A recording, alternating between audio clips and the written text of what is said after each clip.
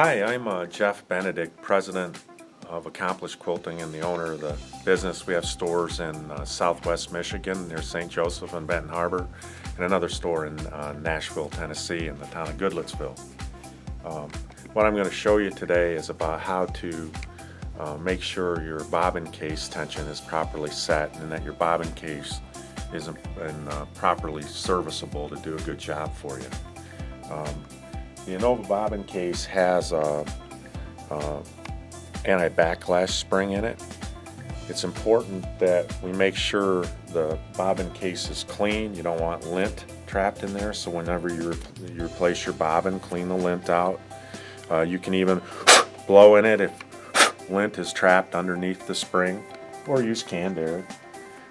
Another thing that you want to verify is just take a business card and drag it under the tension spring on the bobbin case. Make sure there's no lint trapped under there. Just kind of clean it out like that, because that can affect the consistency of your tension. The bobbin shell, when we drop it in the bobbin case, we drop it into the bobbin and thread it, of course.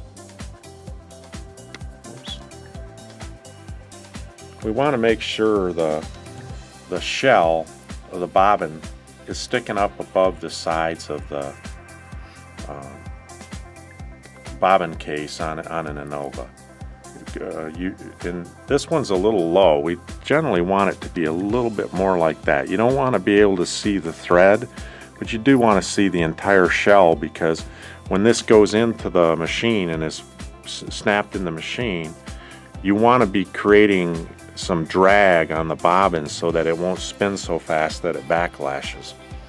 So I'm going to remove the spring.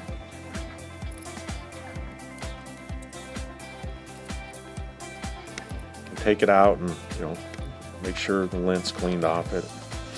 And I'm going to explain when it's laying too low, there's some little folds on this spring that are apparent when you take it out. There's a fold line here from when it was manufactured, and there's a fold line here.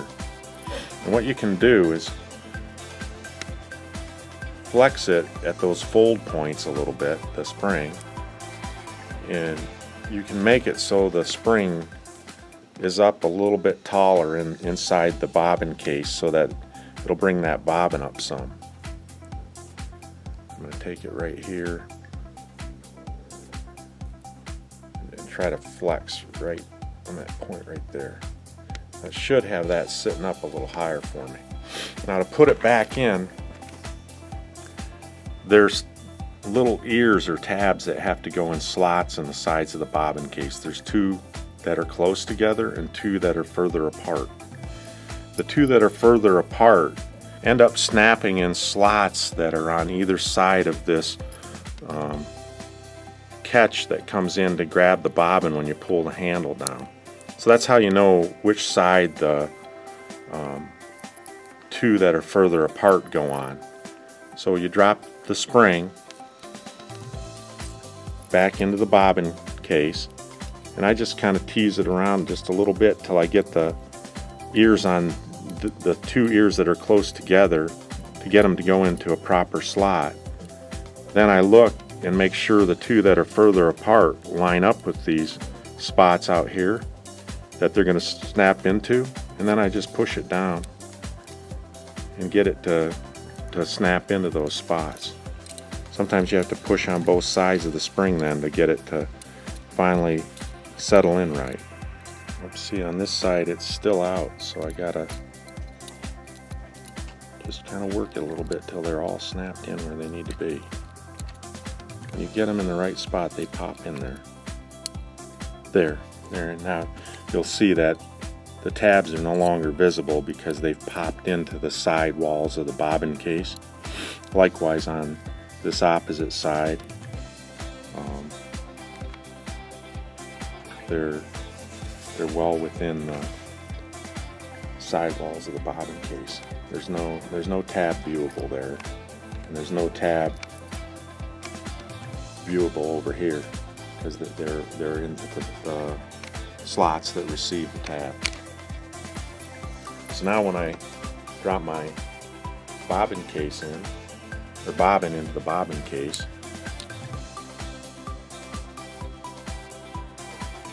I've got the proper amount of the bobbin sticking up above the sidewall. So when I put it in, it's gonna into the machine. When I snap it down in here into the bobbin case basket, there'll be enough drag to prevent backlash. Now the proper tension is one where I can't raise this by gently lifting up on the thread. This shouldn't lift out of my hand like this.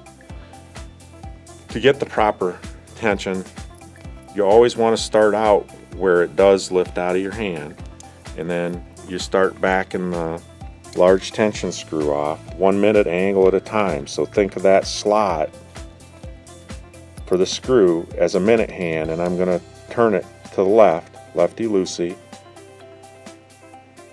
1 minute angle, barely turn it. And I still am lifting the bobbin case out of my hand. So now I'm going to go 1 more minute of angle. Still not there. 1 more minute of angle. Getting better, but it's still not there.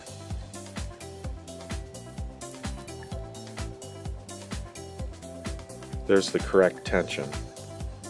The bobbin case doesn't lift my hand, but it almost does. That's where you want to have it. Now, an interesting thing we're going to do is we're going to put it now in a TOA tension gauge. This is a brand new gauge.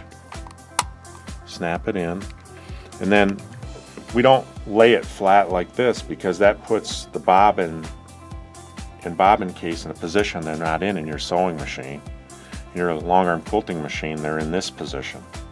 So you hold your TOA gauge like this, go around the lower pulley, around the top one, and then under this, like that, and we're going to pull on it. We're going to take a reading. See, it's a nice, smooth, steady reading. Looks like we're at about 250. Okay, and that's using a 30 weight polyester thread. Now the next thing I want to show, suppose you change threads, you're not using the same product line anymore, and you go to, here we've got a very slick thread. It'll be similar to maybe glide thread or superior rainbows or highlights. They're a trilobal polyester that's a little slipperier. We're going to put that in the bobbin case. And look, that doesn't lift out of my hand, but I can tell that's a little bit easier to pull that out of the bobbin case. So if I'm going to quilt with this thread, I'm going to go in and I'm going to turn the screw to the right a little bit and get in the condition where I can lift it out of the bobbin case out of my hand. There we are. And now I'm going to start turning the screw, the tension screw, to the left, 1 minute angle at a time, until I get where it's not lifting out of my hand. There, it's still lifting out of my hand. I have to shake it just a little bit to get it to not lift, so it's too tight. 1 more minute.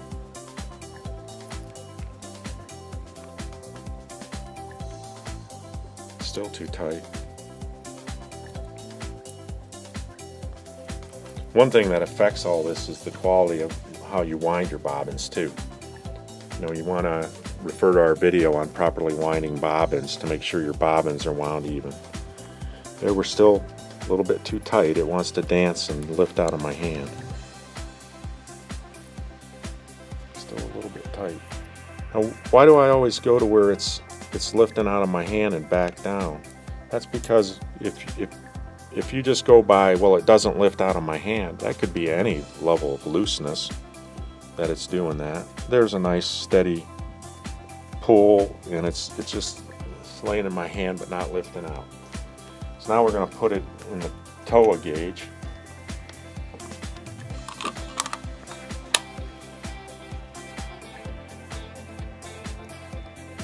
previous thread we did was a Tex 30 polyester. Now we've gone to a Tex 50 trilobal polyester. And look at that, same reading on the gauge, about 250. So whether you use a TOA gauge or gravity, gravity is always the one that you want to go by, lifting the bobbin case, and then you can put it in your TOA gauge and see what the reading is on yours. So everybody's TOA gauge out there probably reads different, and if your friend says, well, I only use 225, well, her 225 might be your 250 on your gauge.